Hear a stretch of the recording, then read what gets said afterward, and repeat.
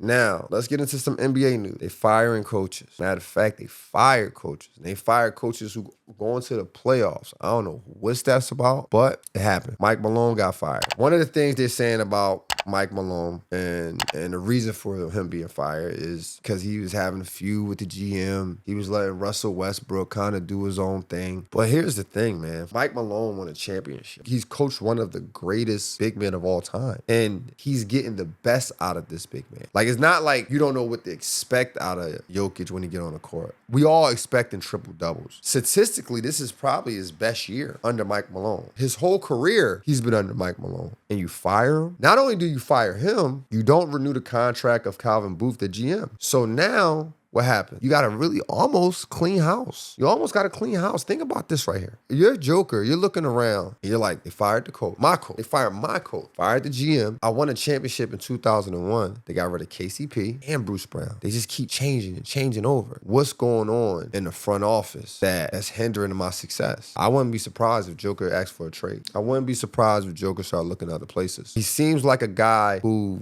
not really into the drama. He seems like a guy who, do his work and go home. Go work out, go home. Probably don't even talk to the GM. So he expect guys to do their job as well. He expect the coaches to coach. He expect the GMs to be GMs. He's not looking for this. He's not looking for guys to constantly be traded and the coaches being fired. So I don't know, Nuggets, man. Denver, y'all got to get it together. Y'all might lose a generational big man. The second coach that's been fired, that's on my list, is Mike Budenholzer. Mike Budenholzer coached the Phoenix Suns, and I'm not going to lie. He deserved it. We had high expectations for that roster. You have Bradley Beal, Devin Booker, Kevin Durant. 3 prolific scorers, not even in the playoffs. And I also think he gave up on Bradley Beal way too soon. Like, you're benching Bradley Beal mid-season. Like, come on, bro. Once you start benching players who are used to starting, who was probably promised to be a premier player, you're hurting their confidence. The energy of the team goes down, especially when it's Bradley Beal. You're talking about someone who has probably really nothing to prove at this point. You're talking about a guy who averaged over 26 points at some point of his career. One of the best scorers in the NBA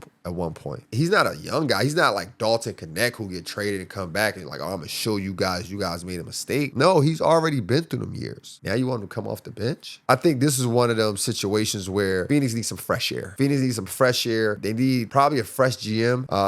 This is the third coach since the new GM started. I don't know, man. I really think Phoenix, that's the best thing they did this year is fire Mike, because there's no way that team don't make the playoffs.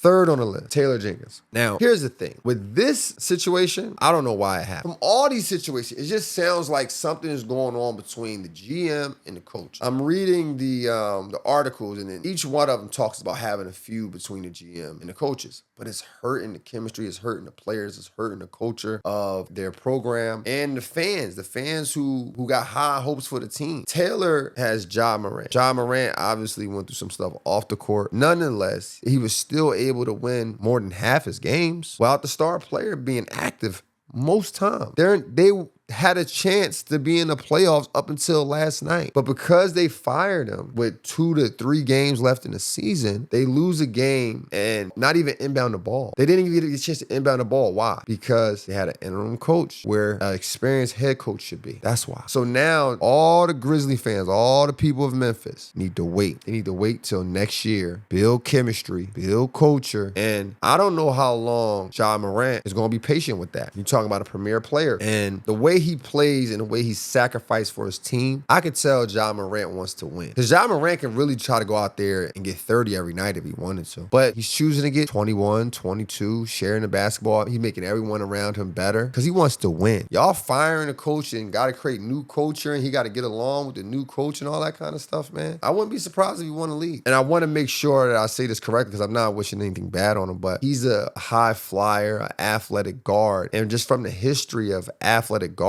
at some point, Father Time get the best of you. So he don't have 7-8 years to figure it out. He's not a Tony Parker type of player. He's a guy who you need his athleticism, you need his speed, you need his youth. So if he's going to win when he's youthful.